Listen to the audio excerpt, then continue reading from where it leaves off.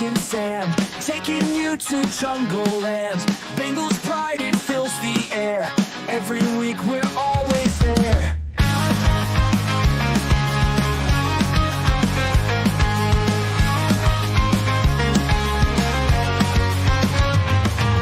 Touchdowns, tackles, all the plays. Bengals roaring every way. Stories, news, and game recaps. Jungle Juice, we bridge those gaps. Welcome to the Jungle Juice. Nick and Sam, let's break it loose. Cincinnati, hear our call. Bengals fans, unite us all.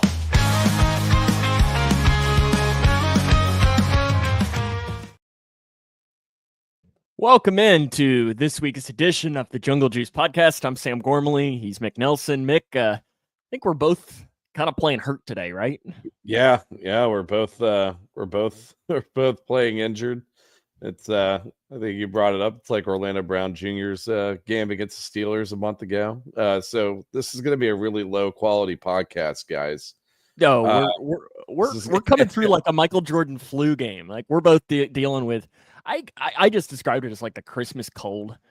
You know, where I think everybody gets together and the temperature swings have been wild over these last like 2 weeks as well. I mean, heck, the game on Saturday was awesome. And then the week before you had the ski goggles on.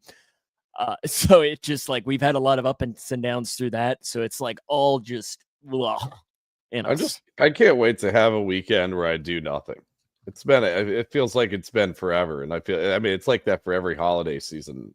I know that, but I'm looking forward to that day. Whatever that day comes, it won't be this weekend. Well, let's be real. Let's hope it doesn't happen until like the third weekend in February or something like that, because we're busy watching Bengals football all the way until then. Yeah. Scatabo, flu bull, like Riley says. That's what we're both. Wait, doing. did Scatabo have the flu yesterday?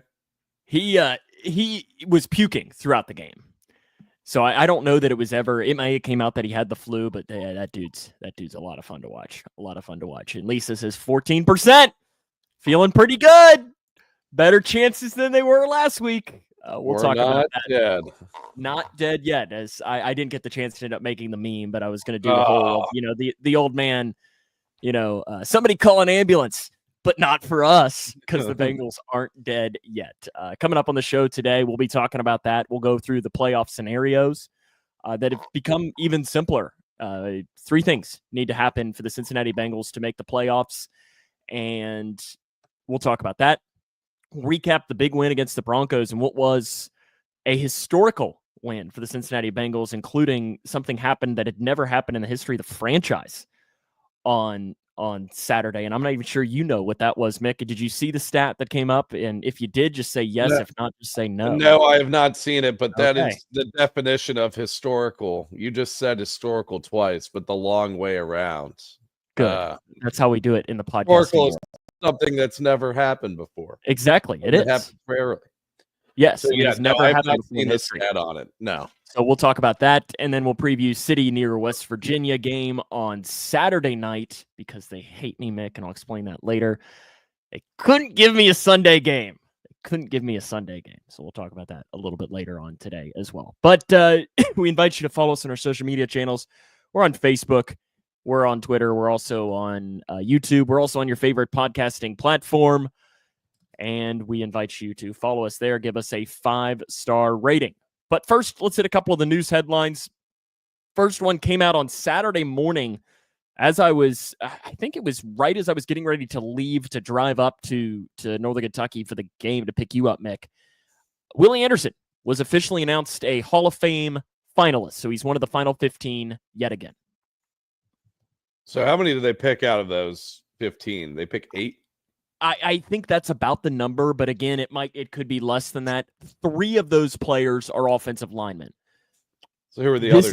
This is a big opportunity for this. Evans and yes, the other one, and the guy from the Ravens, whose name is now escaping me. Ogden? No, Ogden's already in the Hall of. I know who you're talking. Yes. Patrick McCarry? No. No. See, yeah, I should have written it Marshall down. Yonda. Thank you. Thank Yeah. you. That's it. So I would think Willie Anderson would have a pretty decent chance of getting it this year because you'd think that probably one of those three is going to get in. They're going to put one offensive lineman in, and then they'll leave it away for the rest. But he is definitely deserving, and I'm sure that the pressure will continue to come up, and they'll announce that. I guess it's either the Wednesday or Thursday before the Super Bowl. I think it's about when they do that, when they do their NFL awards show. Because that night Joe Burrow will be receiving his Comeback Player of the Year award and maybe the MVP award. I don't know. We'll talk about that. Do we want to give some? You want to give some trivia? Well, we already both know the answer to this, but okay. What is your trivia? Joe Burrow. Well, we talked about this on the game chat. Yes. First quarterback since Marshall great Chad Pennington to win the Comeback Player of the Year twice, which is probably what will happen. I'd imagine the odds are stupid. Oh, last time I saw it, I think it was like minus 3,000. I don't think you can even bet on it. I feel like you probably can't now. I mean, but why would I think it was like minus 3,000 odds, and I don't even remember who. I'm going to put my entire bank account on it, and we'll make like a couple $1,000s or something. You know what I mean? Like we'll just we'll just. Clearly, you have more money in your bank account than I do, which is good for you. We'll just make a couple $1,000. It's like putting it in an interest account at this point. But anyways, Comeback Player of the Year. It's his. It's the biggest slam dunk out there. Sheldon Rankins was placed on the non-football injury list, meaning that he is now officially out until the Super Bowl. Do we have is there any news on what he is dealing with? No. Okay. And it's kind of one of those things since this is where, the HIPAA comes in, that since it's a medical issue, it is his decision whether he wants to release what is actually wrong with him. And he's chosen not to, which is his right. And hope he gets better. Okay. I hope he's okay. I know that apparently from some of the media reports is that he's been practicing on the side. He's been doing some rehab drills, but maybe not the most motivated to get back. I don't know. But then again, we really don't know what's going on with him. That could be him just trying to stay active when he's got something seriously wrong. I mean, you never really know with it. So what's the deal if he is still dealing with this come off season? Because, I mean, we've talked about... I mean, they'll just cut it. Can you do that for somebody that has a non-football injury, I guess? I mean, because this non-football injury list expires after the games. Expires after the games. Hunter asks, I'm assuming this is a fantasy football question, but if you're playing, why is your fantasy football league still playing in week 18? I don't know, but that is actually that sounds kind of awesome though, because you literally have to. See, I had that happen, and I lost a championship game one time because when a bunch of my team was on good teams, and they sat everybody, so I was screwed in the championship and ended up losing like $400 because of it. So then I demanded that never would happen ever again. Me and Sam are also first place losers after this past week in fantasy. I did finish in second. I got Pro Bowl. Okay. Pro Bowl voting results: Joe Burrow, Jamar Chase, Trey Hendrickson, all in. Hey. Chase Brown is a third alternate. Orlando Brown Jr. is a fourth alternate. Okay. For Pro Bowl voting. No love for T. Higgins. Probably missed too many games. Is probably the reasoning as to why not. Kendall Milton was signed to the active roster earlier today off of the practice squad. Now that probably, it's not probably. It absolutely is an insurance policy towards whether Chase Brown is able to go on Saturday or not. That is just a worst case scenario. I don't know that you can read anything into it, but you can't not read anything into it. Yeah. I mean, did they say what grade ankle sprain Chase Brown had?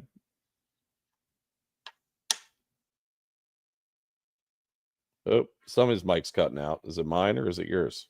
You're muted. Okay. Well, Sam's muted. He's gone. He's still muted. Let me try to unmute you. Is that better now? Can you hear me now or no? Yeah, you're good now. I don't know what happened there. That was weird. I guess my cord might be starting to lose, and I might have accidentally kicked it underneath my table. So that might be a problem. But I don't remember what I was saying. Do I think T. Higgins will play against Pittsburgh? Yes, he will play against Pittsburgh. I feel very. I'm surprised he's on the injury list still because he was limited. and practice, so they kind of put him on there. Yes, I do expect T. Higgins to play. Yeah, I think Mick is sabotaging me somehow, Lisa. It's happening. A look at the playoff look, though, for the Bengals. It's this simple. For the Cincinnati Bengals to make the playoffs, beat the Steelers, Chiefs beat the Broncos, Dolphins lose to the Jets. There you go. It's that simple. And then Bengals at Bills next week. I don't know that there is a bigger fan of the Steelers, Broncos, and Dolphins this week than Buffalo fans. I don't think. I mean, there is 0% chance. I mean, you're telling them that they get the Dolphins, the Broncos, or Joe Burrow? Yeah, I'll take the other two, not Joe Burrow. Yeah. So it's a pretty safe bet there, though. And it sucks because I feel like the Bills are like our brother in arms, after, that horrifying event that we all witnessed 2 years ago today. 2 years ago. Oh, yeah. January 2nd. Yep. 2 years ago today was Damar Hamlin. Almost to the minute. I mean, we're getting closer to the minute, I guess kickoff was 8:45, 8:30, yeah, maybe closer to 9 o'clock because game probably kicked off at 8:20. And it was at the end of the first quarter of that game, early second quarter. I don't remember as to when it happened. So it's probably closer to about 9 o'clock. I could look at my phone and see what time I took the picture of the message on the big board that said, this game is temporarily suspended and all of that. But yeah, that's the playoff look. I mean, it's the path is there for the Bengals. The path is there for the Cincinnati Bengals. Now, of course, we're talking about the Chiefs beating the Broncos. That's Carson Wentz. Patrick Mahomes is not playing. Who knows really who will play for the Chiefs? But at the same time, the Broncos have lost 17 of the last 18 to the Kansas City Chiefs. Mm-hmm. Okay. Dolphins against the Jets. Sounds like Snoop Huntley is going to start. And the Dolphins do not win when it's cold. They do not win when it's cold. Like one of their last 10, I think they're 1-9 in their last 10 games when temperatures are below freezing, and you'd imagine that that'll probably be the case in New York City on Sunday. So yeah. I mean, it's not crazy, but I'll ask you this, Mick. Which one of those is the least likely to happen? Oh, Broncos losing to the Chiefs. Least likely is that? Yeah, because here's another thing with the Jets is that I think we're going to have an Aaron Rodgers, Devontae Adams bulletin board game. Because I think there was news that came out that Woody Johnson's moving on from both of those guys at the end of the season. Woody Johnson and Aaron Rodgers are not the biggest fans of each other right now. So I think I'm going to put money on Aaron Rodgers just going off and having a Geno Smith-like send-off with the New York Jets. I don't know if you remember, he had a perfect passer rating in like his last start. I think it was Rex Ryan's last game back in 2014. Which, have you heard that Rex Ryan might be in the running for that head coaching job? I did. I saw that. That's interesting. Honestly, but I guess he's the last successful coach that they've really had. He's like one of the only coaches to have success during that 20-year run of the Patriots dynasty. So, I mean, I don't know. I think that'd be a good hire for him. It's interesting. It's interesting to see what happens with it. But I'm looking forward to it. Listen, it's fun to be relevant. Would it be a lot more fun if the Bengals were in the Chiefs spot right now and resting their starters in Pittsburgh and not even having to worry about it? Of course. But a month and a half ago, I don't think any of us thought we would be in the scenario where it was, and I use simple in a loose term, but a relatively simple path. Like, it's not like this is absolutely wild for the Bengals to make the playoffs. Now, do they need some help? Absolutely. But it's at least plausible. And even you, Mr. Negativity, can say that, right? I mean, there is a path. I think it's very, very unlikely it happens. But there is a path. I mean, but it all starts this Saturday. It does. Let's first go back to this past Saturday, and let's talk some Bengals-Broncos. History was made on Saturday night. A historical moment that Joe Burrow's touchdown pass to T. Higgins in overtime was the first offensive touchdown in overtime in Bengals franchise history. That is the craziest thing I've ever heard of. That was the first offensive touchdown in overtime in franchise history. We've been around for a long time, too. We've been around for almost 60 years, right? almost 60 years. It'll be 60 years in 60. 2027, right? Yeah.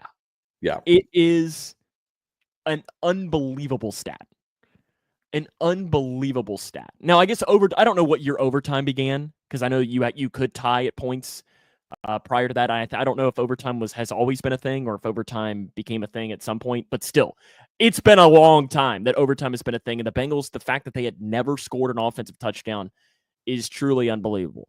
Now, part of it you can say is how many of those have been field goals, because especially prior to the rule change, to where if you kicked a field goal, the other team still gets a chance to score. A field goal just won the game. So how many times do they drive down and kick a 30-yard field goal when they might have been ready to punch it in? Sure, but still, the fact that it had never happened in the history of the franchise is absolutely incredible.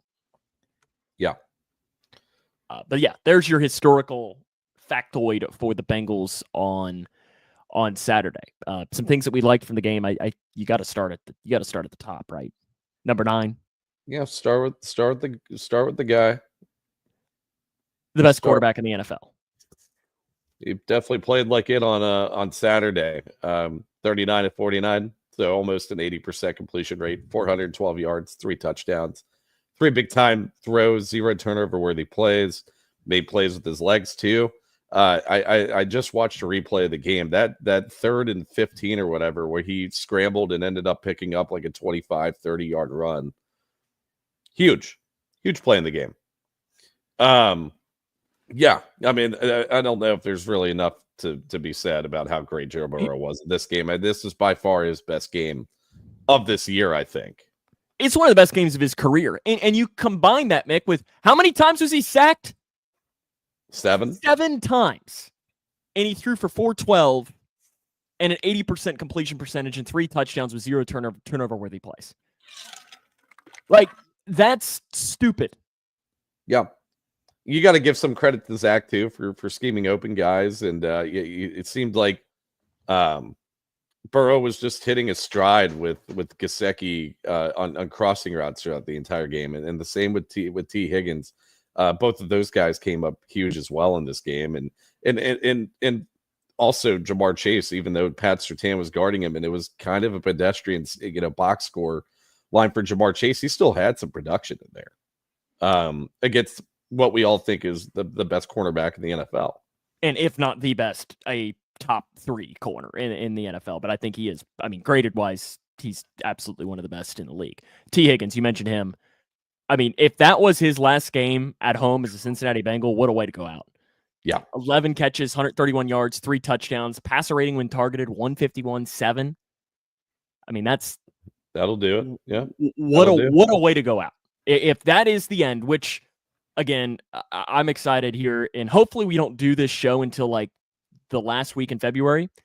But when we do our show of breaking down the T. Higgins decision, there's so many factors. There's so many factors into whether it would be the right decision, whether it should happen, whether it will happen, and all that. But if that was the last moment for T. Higgins, wow, what a way to go. Yeah, and I've said this plenty of times throughout this season. The way that they've evolved T. Higgins in this offense, from going from an X receiver, more of a deep pass, jump ball kind of guy, to just being the short yardage, almost like a slot tight end sometimes, even though he wasn't really playing the slot, but the short yardage, convert the first down type of guy that he's played this season.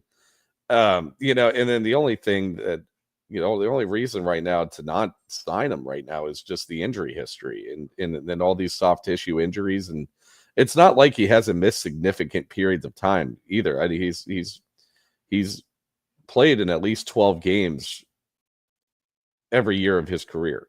He just has 2 stretches where he misses 2 to 3 games every year, pretty much. That's that's the T. Higgins special. Yeah. But the thing is when he plays, that is what showed.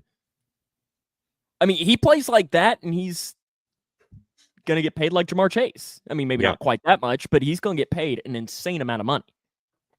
Yeah. Other good things. Orlando Brown Jr., Ted Karras, both only gave up 2 pressures on 64 pass block snaps. I think that's pretty good. Yeah, and we got to mention Orlando Brown Jr. is doing that on a broken leg. Yeah. Now, he definitely looks a little more recovered from that this past game than he did against the Steelers a month ago. It's still he's a fracture in his leg. And that's a good Broncos pass rush, too. What a performance by Orlando Brown Jr. Now, there were some other things on the offensive line that we can come back to when we talk about things that we didn't like. But Orlando Brown Jr., what a game. But you mentioned him, and I think he deserves a little bit more conversation as well. Mike Gesicki, 10 passes for 86 yards. He was wide receiver 3. He was. And he played really well in that role. Yoshi had some good plays, too. I believe it was a career-high 59 yards receiving, made some big catches, but Gesicki in that role, he's turning into, and I think I saw, it might have been Joe Goodberry on Twitter. Somebody had asked him about, Gesicki is a guaranteed re-sign, and I agree with that. But as Joe Goodberry brought up the point of, is he now turning more into Hayden Hurst, where he's going to price himself out of being re-signed? Potentially, yeah. I mean, there's a good chance he does, but also, I think no, it's kind of like Hayden Hurst. I guess the point I'm having is that Mike Gesicki's towards the end of his career. I think he's been in the league for a little while now. Is he going to want to stay in Cincinnati to potentially ring chase and keep the production up? And it's not like tight ends are the most expensive position in the NFL. They're actually one of the cheapest positions to sign in the league. So I think that'll be interesting to see. But the offense has looked really good when Mike Gesicki's been heavily featured in the offense. He seems to have really good rapport with Joe Burrow, and I'm just hoping it's not a situation like a CJ Uzomah or a Hayden Hurst. If we're being honest, the Bengals probably made the right decision in both of those and letting those guys go. Well, I guess maybe not Hayden Hurst, because they replaced Hayden Hurst with a guy, you remember Irv Smith, Bengals legend? Yeah. Yeah. Bengals legend Irv Smith. So, yeah.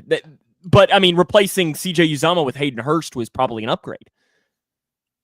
Replacing Irv Smith with a folding chair was an upgrade. So they have at least made the decision correct for tight end most. And then we also don't know what Eric All's timetable is going to be with his injury. What did he tear? What did he tear? ACL. Yeah, he re-tore his ACL. And when was that? That was the Eagles game?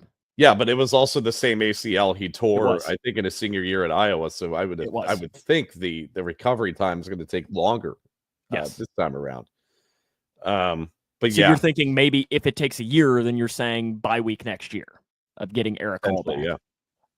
The guy I'm wishing that we've seen more of, McLaughlin. Yeah, because I think he's had maybe 10 snaps in the past couple of games, and I know he's been inactive most of the year just because you can't keep that many tight ends active. I just wish we've seen a little bit more of him, and maybe he's not doing enough in practice to warrant that. That's possible. It might just be that he's a 6th round talent. Yeah. 6th round pick. And we saw some good stuff in preseason out of the guy, but we don't really know. Lisa says, keep Gesicki, keep Hilton, extend T, and Jamar. Easy peasy. If only it were so easy. Yeah. If only it were so easy with this front office. Defensively, I got to give a shout out to Cedric Johnson. Yeah. He only had 5 pass rush snaps, but turned into a sack and a quarterback hit. He's kind of coming along and being maybe a late. Now he's a late round guy, but you see some things where you're like, oh, okay. I'm seeing more out of him than I've seen from Myles Murphy, and you took the next statement. He has a quarter of the snaps that Myles Murphy had in this game, and it was against a really good offensive line too. I mean, it was against we were saying that Denver's the best offensive line in the league this year. Another good player, and we caught a good end of variance, and I'm about to start calling him the Joe Mixon of defense. Jermaine Pratt, really good game in defense this against the Broncos last week. Was particularly good in coverage. Only gave up 3 receptions on 4 targets for 16 yards. Had the pick, which came at a really crucial time in the game. After all the shit talking we did on Jermaine Pratt for the past couple weeks, deserved. Yeah, which was deserved. We caught the good end of variance of what he could do, and and it's the reason why he's been starting on this team for a long time. You think he was listening to us? You think that's the reason why? I don't know, but now I'm no longer ashamed to own the Jermaine Pratt jersey. Yeah, I know you were talking about who you were going to be replacing your Jermaine Pratt. Is it white? Your white jersey? That is Jermaine Well, Pratt. it all depends on if Jermaine Pratt's on the team next year, which I still think he is. I think so. Because like we were looking to the money to get rid of him, it's not a Sheldon Rankins decision. I guess we should say that. And I know he had a bad couple of weeks. It's not like he's had a terrible season as a whole this year. He's definitely played better this year than he did last year. And like Lisa says, he's also missing Logan Wilson, who had been having a really good season up to that point. And that he was now being thrusted into having the green dot, which how much of an impact does that have? Because Logan Wilson had been the green dot pretty much. I mean, heck, how many games has Logan Wilson missed in his prior 4 seasons in the NFL? A couple, right? Yeah. So now, one thing I will say is a good reason as to why maybe Jermaine Pratt had the game that he had was that the Broncos don't really have a good tight end or a good slot receiver. I know I hyped up Devon Bailey, but that would have been more Mike Hilton's job anyways. And also Bailey really didn't do anything, and then no really tight ends or no good receiving running backs to really cover against the Broncos there. But not to disparage Jermaine Pratt's really good game. He still had a really, really, really good game. And that's about it for what I liked, I think. Unless you got anything else. No, that was pretty much what I had as well. As far as didn't like, I think we got to start with your boy. Oh God, Kappa. Bad. That's an understatement. Really bad. Atrocious was the word I wrote down here. 2 sacks, 2 hits, 2 hurries, 6 pressures. I think his passing blocking grade was what, like a 10? It was a 10.2. Yeah. Yes. I mean, yeah. They can't bring him back. They can't bring him back. You were talking all this crap about Cody Ford playing guard. You're like, oh, Cody Ford's a better tackle than he is a guard. He actually didn't end up grading horribly at guard. Yeah, I think you did. I don't know if I don't remember saying that. I'm pretty sure you said that in the middle of the game. Anyways, Cody Ford wasn't great, but he wasn't terrible. I mean, I think you said that because he did give up 2 sacks, but those were also the only 2 pressures he gave up in the entire game. They just ended up becoming significant plays.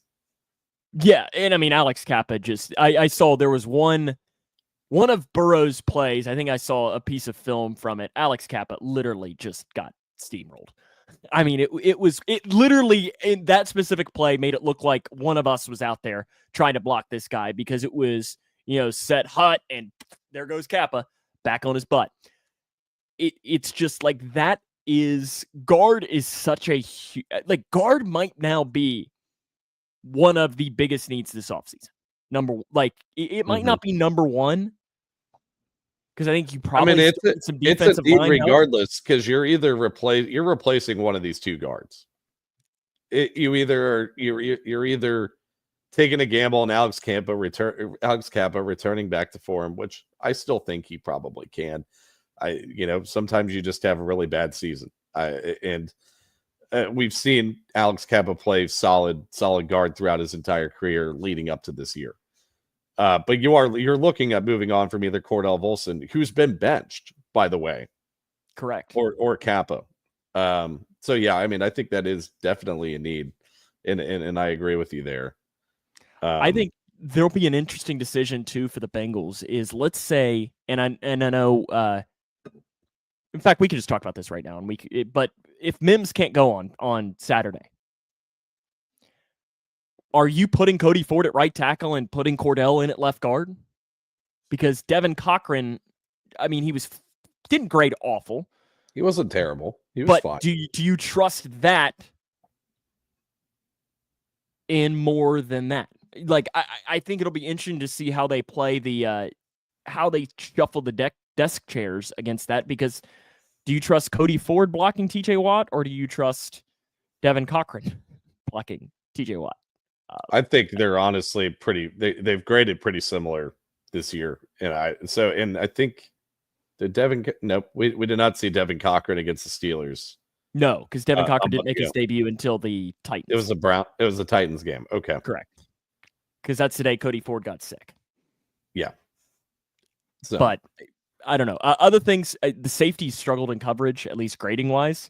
But then when I was looking PFF wise, I think they only credited them with giving up one catch. Now it was the deep bomb to Mims because I think both of them were guarded. That was absolute busted coverage. I don't even know how much of that was on Geno Stone or how much of it was on the scheme that was being ran on that play.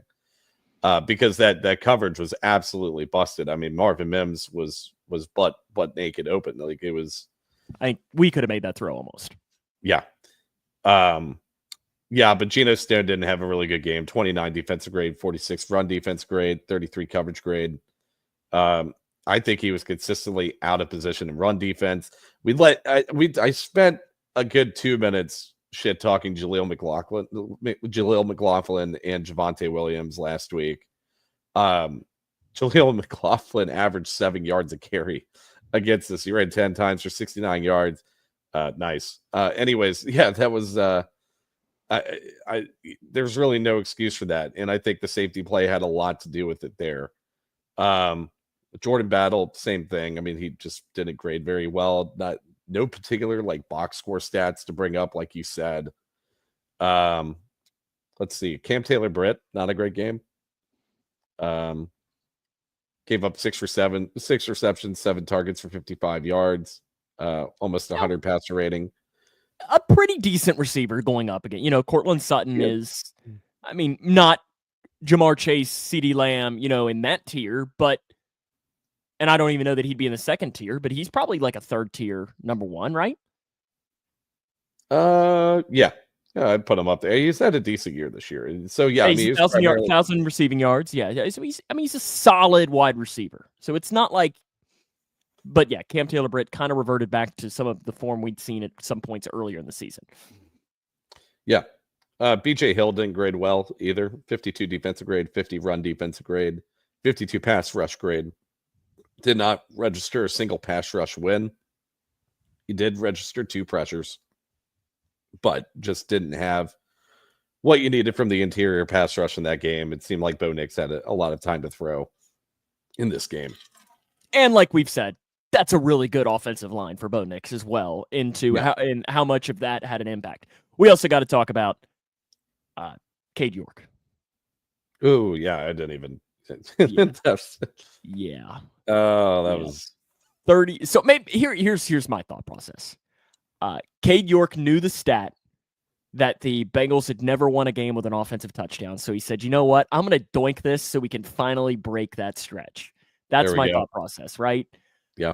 It's got to be what it is. But I mean, here's the thing. Like, I was blown away by how many people were commenting on social media. Well, really, I'm not, because social media is a cesspool. Oh, this guy's better than Evan McPherson. Oh my, he's so much better than Evan No, he's not. Like, listen. Evan McPherson had a bad year this year. And my assumption is he'd probably be the first one to tell you that. He'd probably be the first one to tell you that he had a bad season this year. But if you look historically, statistically, there is no reason Cade York is better than Evan McPherson. And a 33, right? For the win? Yeah. You know how I was complaining that we didn't go for field goals on those first 2 drives? Now you're wondering why. Because they have no faith. Now we might know. Yeah, now we might know. Even though he did nail a 59-yarder a week ago. Yes, and that was in when they had a 14-point lead against the Cleveland Browns. Yeah. I mean, I am going to be fascinated. And I know we're early on talking about the Steelers game, but I'm fascinated that if a scenario comes down to a Cade York, what do they do? Because I don't know what you can do. I mean, I don't know. We'll wait until that situation comes. But also, it might have just been a fluke missed 33-yard field goal. I know, and I also heard people complaining. I didn't get a chance to look at this again, but did they barely get the snap off on that field goal where they rushed it all? I watched the replay. There's no reason he should have missed that kick. Okay. At least what I saw. Do I think the long snapping and holding hand had anything to do with the kicker issues? I watched the replay. I didn't see anything that should have had him to miss that kick. I don't know. And I know Riley made this point too of saying waiting until 1 second left to start to snap all season. It's ridiculous. I don't know. I don't know as far as that as a complaint, but I think, it's a 33-yard field goal in overtime to make your team stay alive in the playoffs. Brother, you got to make that field goal. Yeah. You have one job. It's pretty much, we joke about it, but you literally have one job. Anything else you didn't like, or should we start talking a little bit about City near West Virginia? Now, I still don't like the decisions that Zach made on 3 of those, even though it was Cade York out there. I've got some stats on those. I don't know, but I'm just saying you had opportunities to be up with field goals in the first half on those first 2 drives. That could have been the difference between going to overtime and not going to overtime. Analytically. So I actually went and looked at the analytics on this. So in the 4th and 1 at the Denver 22, going for it was an increase in 4.4% winning percentage, which that is, if you're not into analytics and that is a massive swing as far as doing that. And what this does is it calculates in your success percentage of potentially converting on that based on time of game and everything like that. Now, the 4th and 2 at the Denver 2, so the 4th and goal at the 2, was a 3% increase in winning percentage. So therefore, the bot that it's actually a pretty fascinating thing on Twitter. There is the 4th down bot. Yeah. And it will automatically suggest, and both of them said it was a strong go for it. So did you get what the analytics were for the field goal they did go for on that first drive in the second half? Because it didn't have it on that one, which I found it interesting because I was interested in that because I think we both disagree. That's where I would have gone for the field goal to go up. You're going up 2 scores if you go for the touchdown there instead of going for the field goal. You keep it a 7-point or a 1-score, 1-possession game. It probably was me, Lisa. That was not my voice, but I thought it was me yelling. Did you hear that video on the Cade York miss? It's somebody yelled like, "You had one job." But I mean, I think, the analytics say that it was the right call. And I think part of it and then also, on the 4th and 1 was the run to Chase Brown, I think. And he got stuffed. The 4th and 2, the fullback dive with Chase Brown. But the 4th and 2 it's like, I'm never going to be mad at Zach Taylor putting the ball in Joe Burrow's hands and saying, make a play. Mm-hmm. Like, I can't be mad because, especially in the red zone, because Joe Burrow has been filthy in the red zone all season. Yeah. And a touchdown should have been secured by Jamar Chase on that drive anyways. Yes, with that one. That was a bad drop. It was a bad drop. It wasn't a good drop by the best wide receiver in the NFL this year. Yeah. And he just dropped it. But okay. I love the analytics for it. And listen, I'm never going to be mad at giving the ball to number 9. Anything else you want to talk about? No, regarding the Broncos, no, I think we've covered everything. Injury report: Sam Hubbard out on Saturday. T. Higgins, Charlie Jones, Amarius Mims, Drew Sample, Chase Brown, and Cam Taylor-Britt are all questionable. Cam Taylor-Britt popped up today with an ankle. That's not an injury that you want necessarily because the Bengals are already very, very thin at the cornerback position. For the Steelers, Roman Wilson, Cole Holcomb, and Logan Lee are all out, but Dante Jackson is questionable. One of their corners. Joey Porter, though, is back. So that's some of it. How many PI flags is Joey say, Porter Jr. going to get in this game? I think he set an NFL record with 47 penalties called against him in the game in Cincinnati. I think that's the accurate stat. Speaking of setting records, the Bengals are now going to be the first team in NFL history to play 5 primetime road games in a single season in NFL history. And again, that's rough. Guess who has to play another AFC North road game in primetime? But God forbid they get a home one. So I'll give the NFL some leeway here. I will, but that doesn't mean you better believe that in May, if one doesn't pop up at home, I'm gonna be a grouchy. You had to pick the division that, one, there's still some playoff implications, but 2, 3 out of the 4 teams are working on an equal amount of rest if they were going from a Sunday to a Sunday, right? I mean, the Bengals played on Saturday. you get a full week there. Both the Rays and the Steelers played Wednesday. Played on Wednesday, played on Christmas Day. You got to, so that logically in terms of the amount of rest players are getting, I think it was the right move by the NFL, but it still just sucks that you had five primetime road games this year. Now, I still think I think this past Broncos game was kind of a primetime game. I know it started at 4:30, but you were still under the lights. It was the only game going on at that window. And it was an awesome atmosphere. Oh, yeah. And that was another good thing on the game that I forgot to mention is that it was by far the most electric game I think that we attended this season.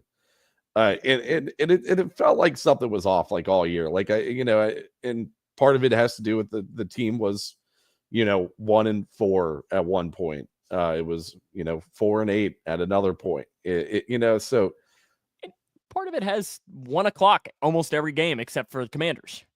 Yeah.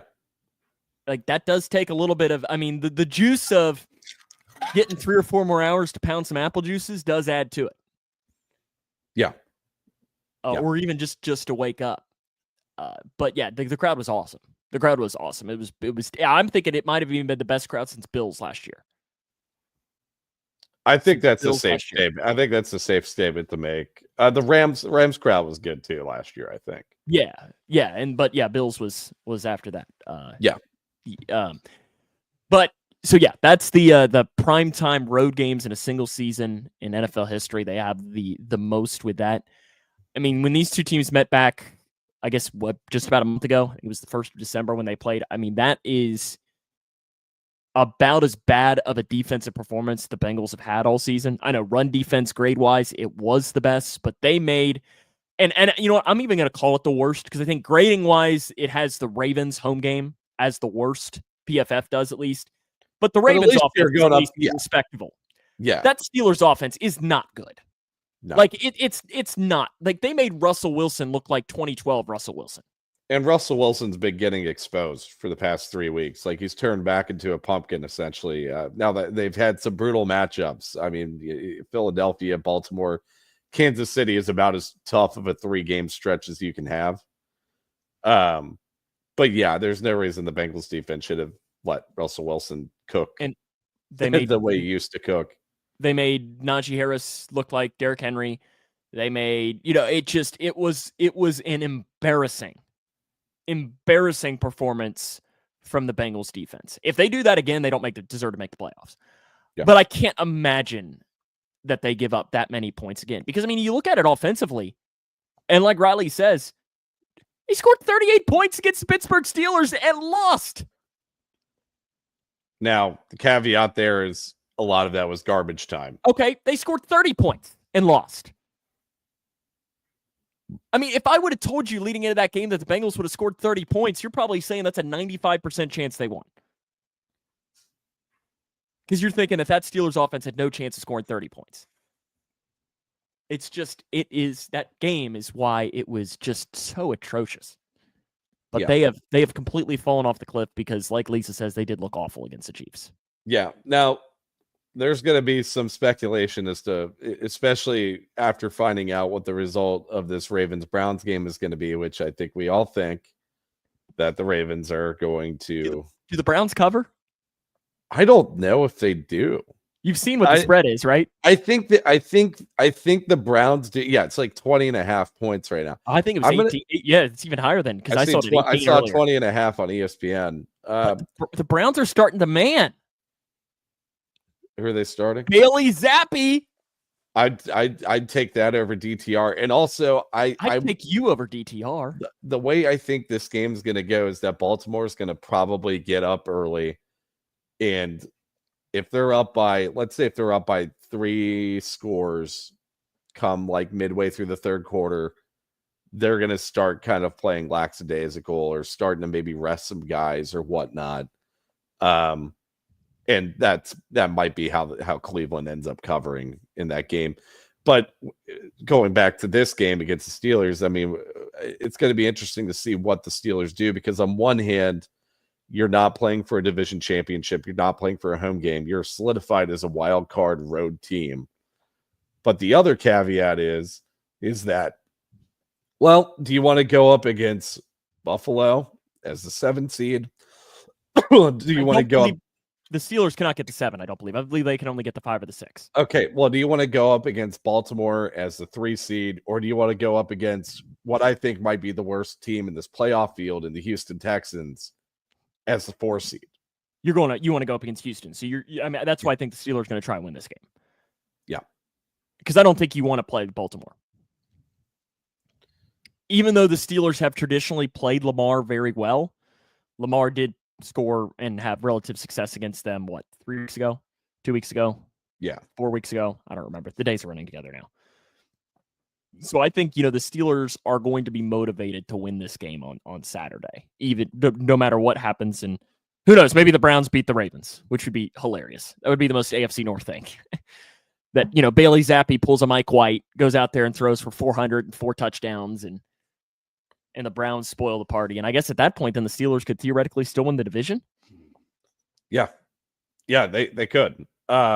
It's honestly, I think it goes down to some crazy tiebreaker, because they would have the same division that they're already split 1-1 on the division, on the season series. Yeah, on the season series between them two. I think they would both have the same division record. They would both have the same conference record. So then it goes to strength of victory. Is what I think. I think that's what you said.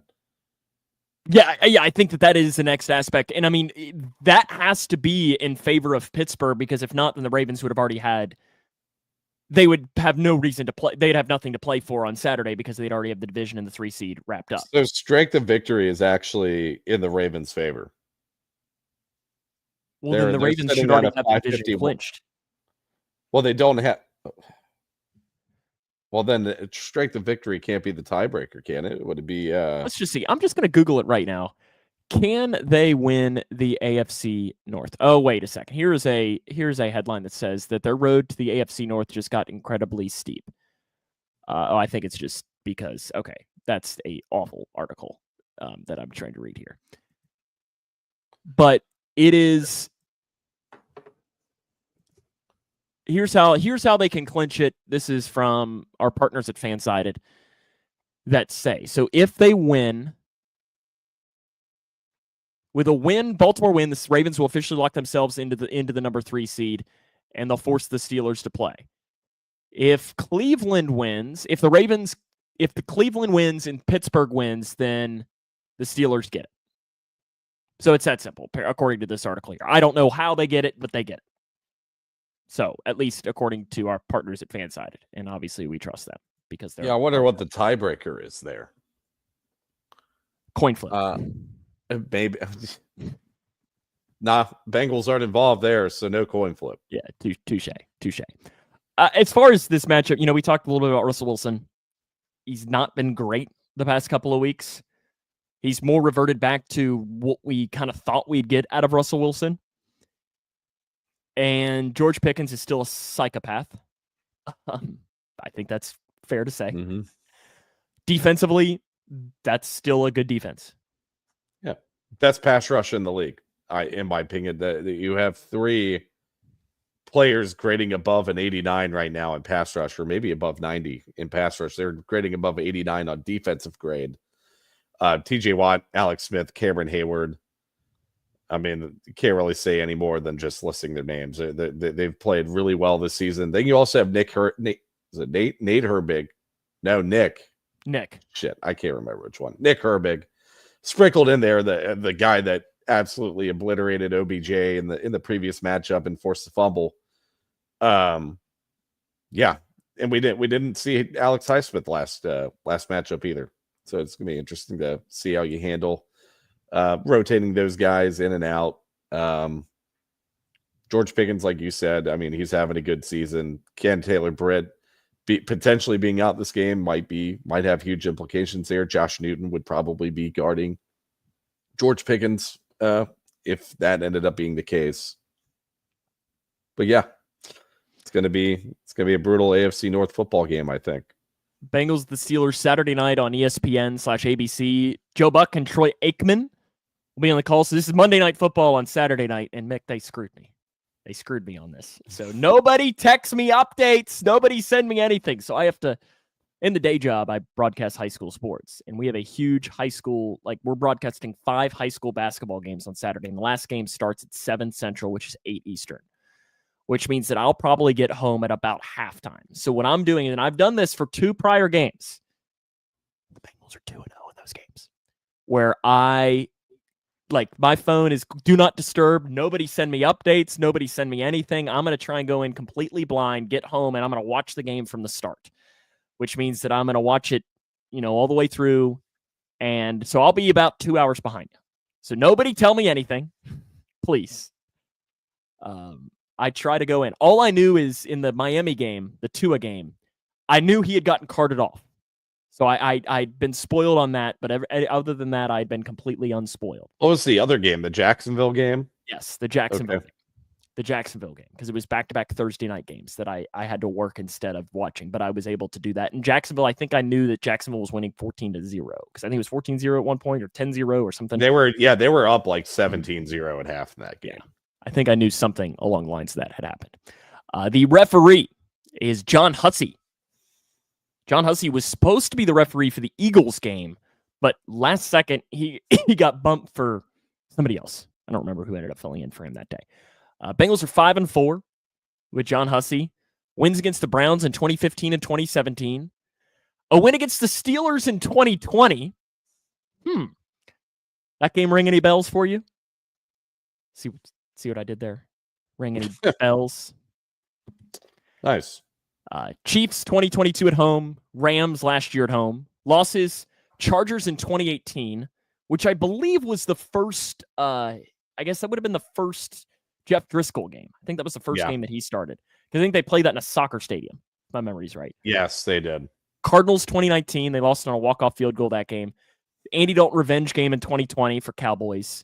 And Chiefs last year at home. Mick, time to make our pick. Bengals, Steelers on Saturday night. Riley says 31-27 Bengals. Lisa says 28-17 Bengals. Michael says 34-27 Bengals. What do you got? I'll go 21-16 Bengals. Oh, he's doing it. 21-16 Bengals. I'm going to go 24-20 Bengals. 24-20 Bengals. And it is a good night. Jets, Dolphins, who wins? I'll go with the Jets. We're going to Aaron Rodgers bulletin board material game. I agree. Jets win. He has a fever, and it's called Bengals fever. Chiefs, Broncos, who wins? Broncos. I'm going to say the Broncos too. And it's like they're going to hit like a 58-yard field goal that's going to like doink in. Will Lutz. Oh, yeah. My bad. Will Lutz is going to Will Lutz. It's going to be something like it's going to doink in, or it is like we're going to have hope this entire game, and they're going to break our hearts in the end just because that's how, like, it's going to be something like that. I think it's going to be really close, but I think we're going to have like a doink field goal in from an absurd distance that Will Lutz, or maybe it's going to be one of those that hits off the crossbar and like bounces into the air and then bounces on the other side. It's not going to do it. Lisa's picking the Chiefs. Michael is picking the Chiefs. It's weird that we're cheering for the Chiefs. It just doesn't feel right. But hey, it's all right. I was rooting for the Steelers last week. That didn't end up working out very good. Maybe the Chiefs can help us out there. Maybe I should send our boys over at Arrowhead Addict a message and say, hey, give us a dub. That's all we want. Give us a dub. We'll come on your podcast in 2 weeks when the Bengals go to Arrowhead and end Patrick Mahomes' season in the divisional round this year. How's that sound? It sounds like a plan.